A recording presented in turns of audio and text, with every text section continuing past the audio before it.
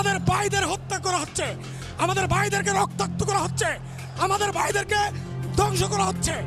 সুতরাং আমাদের ছাত্রছাত্রী ভাই বোনদের রক্ষা করার জন্য আমাদের যেটা করণীয়, যার যা আছে তাই নিয়ে শত্রুর মোকাবেলা করতে হবে। যার যা আছে তাই নিয়ে স্বৈরাচারী খুনি শেখ হাসিনার পতন নিশ্চিত করতে হবে। আবু সাঈদের রক্ত নিয়েছে, জীবন নিয়েছে, খুন করেছে। এরকম চট্টগ্রাম, রংপুর, ঢাকা কলেজ সহ সারা বাংলাদেশের ইতিমধ্যে 6 জন ছাত্রকে শহীদ করা হয়েছে খুনি শেখ হাসিনার নেতৃত্বে। খুনি শেখ হাসিনাকে আমাদের যেটা করণীয়, জনগণের যেটা করণীয়, খুনের বদলা খুন কিভাবে হয়? সরকার পতনের মধ্য দিয়ে খুনের বদলা নিতে হয়। কোটা বিরোধী আন্দোলন